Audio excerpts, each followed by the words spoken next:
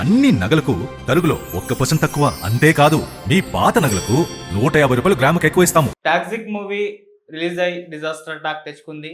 మరి సినిమా మొదటి రోజు కలెక్షన్స్ చూస్తే మాత్రం బీభత్సంగానే వచ్చింది. మరి సెకండ్ డే కలెక్షన్స్ ఏ రేంజ్‌లో ఉన్నాయో ఒకసారి దీనికి సంబంధించి ఎలా ఉందో చూద్దాం. ప్రెజెంట్ మనతో పాటు జయదేవ్ గారు సీనియర్ జర్నలిస్ట్ ఉన్నారు. వారిని అడిగి తెలుసుకునే ప్రయత్నం చేద్దాం. నమస్కారం సార్. నమస్కారం.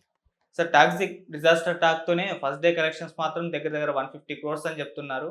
మరి సెకండ్ డే కలెక్షన్స్ ఏ రేంజ్‌లో ఉన్నాయి? ఏ వరకు వచ్చాయి? ఈ సినిమాకి సంబంధించిన కలెక్షన్స్ రిపోర్ట్ ఎలా ఉంది సార్? టాక్సిక్ సినిమా భయంకరమైన ఓపెనింగ్స్‌తో ఓపెన్ అయింది. ఎందుకంటే యష్ కేజీఎఫ్ 1, 2 వచ్చి కూడా 4 ఇయర్స్ 3 ఇయర్స్ అయిపోయింది. 4.5 ఇయర్స్ అయింది సార్. 4 ఇయర్స్ అయిపోయిందా? నేను 3 ఇయర్స్ అనుకుంటున్నాను. 23 22 23 అనుకుంటాను. సరే వాట్ ఎవర్ మీ 3 4. సో ఆ గ్యాప్ అరే యష్ సినిమా ఇప్పుడు యష్ ఎందుకంటే ఒక్కసారి ఒక కన్నడం వరకు ఒక స్టార్గా ఉన్న నటుడు pan India image super stardom వెళ్ళిపోయాడు. అంటే మీ లలిత వారి ఆషాఢం శ్రావణం ఆఫర్. అన్ని నగలకు తరుగులో 1% తక్కువ. అంతేకాదు మీ పాత నగలకు 150 రూపాయలు గ్రాముకి ఎక్కువ ఇస్తాము. రెండింటినీ కలిపితే నగ ధరలో 2% కన్నా ఎక్కువే సేవ్ చేస్తారు. అసలే మీ లలితలో తరుగు చాలా చాలా తక్కువ. నేను ఎక్కడో చదివాను ఒక ఆర్టికల్.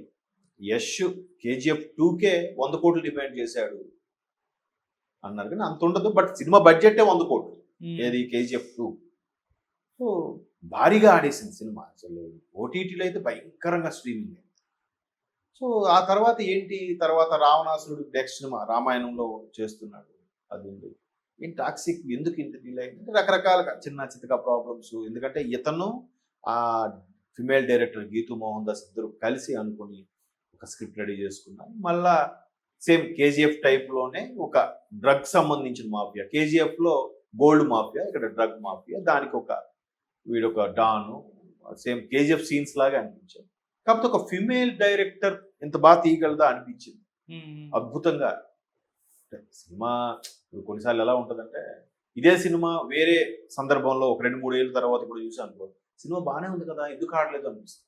కాకపోతే ఆ స్టోరీ ఆ ఇన్ఫ్లుయెన్స్ పడి ఉంటుంది మన మీద. ముందు కేజీఎఫ్ లాగే ఉంది కదా. ఈవెన్ సలార్ కూడా చూడండి, సేమ్ అదే డైరెక్టర్ గారు ప్రశాంత్ నీల్ డైరెక్టర్ గారు కేజీఎఫ్ డార్క్ షేడ్ లాగా ఉంటుంది సినిమా అంతా కదా. మొత్తం శౌర్యంగా ఏదో చెప్తూ ఉంటాడు. వాళ్ళ తర్వాత నెక్స్ట్ జనరేషన్ ఎవరు ఏంటి, ఈ ఇంకా డార్క్ షేడ్ లో నైట్ టైం ఎక్కువగా మణిరత్నం సినిమాలు అలాగే ఉంటాయి. ఇప్పుడు ప్రశాంత్ నీల్ సినిమాలు అలాగే ఉంటాయి. సరే ఇక్కడ ఫీమేల్ డైరెక్టర్. సో భారీ ఎక్స్పెక్టేషన్స్తో ఆల్రెడీ 3 రోజులు టికెట్లు ముందే దిగిపోయాయి. ఈ 3 రోజుల టికెట్లు అన్నీ కలిపితే మొదటి రోజు వరల్డ్ వైడ్గా 150 కోట్లు. అసలు ఏ సినిమాకి కూడా అంత రాలేదు. ఈవెన్ జైలరు అలాంటి వాటికి కూడా రాలేదు. మరి దీనికి వచ్చిందంటే యష్ రేంజ్, ఇమేజ్, సినిమా మీద ఉండే ఎక్స్పెక్టేషన్ ఏ స్థాయిలో ఉన్నాయి చూడండి. ఒక విధంగా అదే మైనస్ సినిమాకి. భారీ ఎక్స్పెక్టేషన్కి ఎప్పుడైతే వెళ్ళాడో ఆ అంచనాలకు మించి అందుకోకపోతే తుస్సుమంటుంది. అందుకే ఈ విషయంలో రాజమౌళికి అందరూ హ్యాట్స్ ఆఫ్ చెప్పడానికి కారణం ఏంటంటే మగధీర లాంటి ఒక పాన్ ఇండియా, ఇప్పుడు పాన్ ఇండియా లేకపోయినా అన్ని భాషల్లో డబ్ చేశారు కదా, ఆ రేంజ్ సినిమాని అప్పుడే దగ్గర దగ్గర 100 కోట్లు కాకపోయినా ఆ రేంజ్ సినిమాది ఒక్కసారిగా అంత ఇమేజ్ నెక్స్ట్ సినిమా దీనికన్నా మెట్టు ఎక్కువ ఉండాలి. ఏం చేశాడు తెలివిగా, ఒక సింపుల్ బడ్జెట్ మర్యాద రామని తీశాడు. చూడండి ఎంత తెలివితేటలు. అది కదా మనిషి తనకు తాను సముదాయించుకోవడం, స్థిత ప్రజ్ఞతలోకి వెళ్ళడం. That is Jakkanna. ఆ తర్వాత మళ్ళీ ఇంకేదో బ్లాక్ బాస్టర్ తీశాడు. అరే మళ్ళీ ఇది బ్లాక్ బాస్టర్ అయిపోయిందిరా అనుకుంటే ఇంక ఏగా తీశాడు. చూసారా, అంటే తనకు తానే బ్యాలెన్స్ చేసుకుంటూ ఎక్కడ గర్వం వచ్చేస్తుందో, ఎక్కడ ఇది వచ్చేస్తుందో అనే స్థితిలో ఉన్నాడంటే ఎంత గొప్ప విషయం. ఆయన ఆ విధంగా ఆలోచిస్తున్నాడంటే డౌన్ టు ఎర్త్ ఉండాలనే కాన్సెప్ట్లోనే కదా. చూసారు, దట్ ఈజ్ జక్కన్. అలాగా ఇక్కడ ఒక్కసారి ఆ ఇమేజ్ వెళ్ళిపోయిన తర్వాత జాగ్రత్తగా ప్లాన్ చేసుకోవాలి. హీరోలకు మరీ కష్టతరమైన పని. ఇప్పుడు పుష్ప తర్వాత నెక్స్ట్ బన్నీ సినిమా ఏంటి? పుష్ప 2 కూడా ఆల్మోస్ట్ ఆల్ అంచనాలని అందుకుంది. నెక్స్ట్ ఏంటి, అట్లీ సినిమానా, లేదంటే మరలా ప్రశాంత్ నీల్ సినిమానా, లేదా త్రివిక్రమ్ సినిమానా, ఏం చేద్దాం ఏంటి? చాలా జాగ్రత్తగా స్టెప్ వేయాలి. అది చాలా అంటే ఒకప్పుడు కమర్షియల్ సినిమాలు వేరు. చిరంజీవి గారికి చెల్లింది అది వరుసగా 16-17 హిట్లు అంట ఆయన. ఇప్పుడు జనరేషన్ మారిపోయింది, ట్రెండ్ మారిపోయింది. రోజుకు ఒక కొత్త హీరో పుట్టుకొస్తున్నాడు.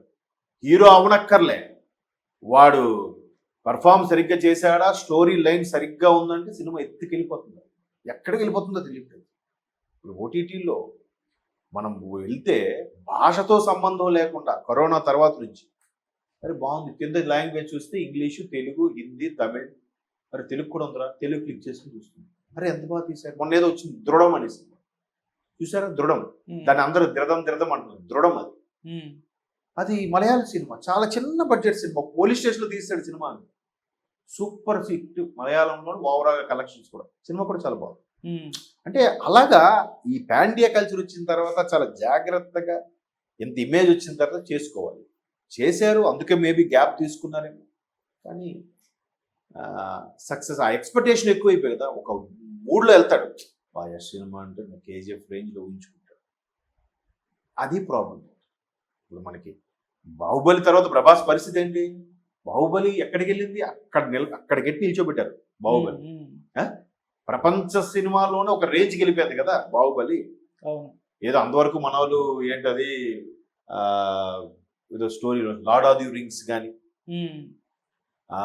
హ్యారీ పాటర్, ఇలాంటి సినిమాలను మించి వచ్చేసింది కదా బాహుబలికి పేరు. అరే భారతీయులు కూడా ఎంత అద్భుతంగా తీయగలరా అనే స్థాయికి వెళ్ళిపోయింది. ఆ సినిమా తర్వాతే భారతీయ సినిమా. మరి ఇప్పుడు అంత రేంజ్కి వెళ్ళిన తర్వాత ప్రభాస్ తర్వాత ఏమి, రాధేశ్యామ్ డిజాస్టర్, ఆదిపురుష్ డిజాస్టర్, జనాలు ఊహించుకోలేకపోయారు. ఇది ఇప్పుడే కదా, ఎప్పటి నుంచి ఉంది. అల్లూరి సీతారామరాజు సినిమా ఆ రోజుల్లో మరి ఇప్పుడులాగా లెక్క వేసుకుంటే 1000 కోట్లు అనుకోండి. That is super star Krishna. దర్శకుడు మధ్యలోనే చనిపోతే ఈయనే టేక్ ఓవర్ చేసి హేమా హేమి లాంటి కాస్టింగ్, భారీ తారాగణం, గుమ్మడి, జగ్గయ్య, చంద్రమోహను, మంజుల, ఎవరు కాంతారావు గారు, బాలాజీ గారు, బాలయ్య గారు, ఎంత పెద్ద పెద్ద ఆర్టిస్టులతో, విజయ నిర్మల గారుతో సినిమా హ్యాండిల్ చేయడం చిన్న విషయమా? అందులో అల్లూరి సీతారామరాజు గారు ఆ గెటప్ చూసేసరికి జనాలు పిచ్చెక్కిపోయారు. సూపర్ స్టార్ అంటే మనకి తెలుగులో మొట్టమొదటి ఫ్యాన్స్ అసోసియేషన్ ఏర్పడింది సూపర్ స్టార్ కృష్ణతో. మీకు తెలుసా విషయం? అంతవరకు అసోసియేషన్ లేవు. That is super star Krishna. మహానుభావుడు. అలాంటి కృష్ణ గారికి వరుస ఒక 5-6 సినిమాలు ఫ్లాప్ అంట. అంటే డైజెస్ట్ చేసుకోలేవరు.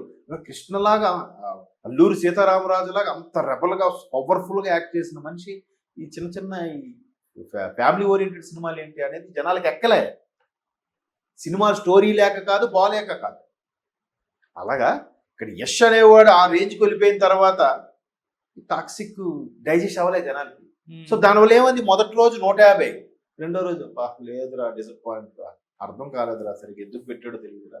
ఎంతమంది హీరోయిన్లు, రుక్మిణి వసంత్, హరూరా అమ్మాయి ఒకరు, తర్వాత నయనతార, కైరా అడ్వాణి, వీళ్ళందరూ ఎందుకు ఏదో పెట్టాడు రా అంటే వాళ్ళకి సాటిస్ఫాక్షన్ చేయలేకపోయారు ప్రేక్షకులు. సో ఒక్కసారి రెండో రోజుకి 35 కోట్ల కలెక్షన్. పైపెచ్చు మార్కెట్లో సరిగ్గా 2 మంచి సినిమాలు నడుస్తున్నాయి ఆల్రెడీ. ఏంటేంటి? ఇరుముడి, విశ్వనాథ్ సన్స్.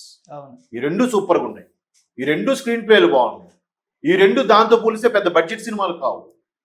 స్టార్డమ్ అయితే ఉంది. ఈ సూర్య ఒక సూపర్ స్టార్, ఇక్కడ మాస్ మహారాజ్ ఒక సూపర్ స్టార్. ఇప్పుడు అన్నప్పుడు ఇంకేం కుదురు జనాలకి? సో వాళ్ళు అనుకున్న 500 కోట్లు కూడా బడ్జెట్ వచ్చే అవకాశాలు కనిపించట్లేదు. ఓటీటీ కూడా సేల్ అవ్వలేదు. వీళ్ళు ముందు బిల్డప్ ఇచ్చారట, మేము అమ్మమని ఇంత రేట్ ఇస్తే కానీ.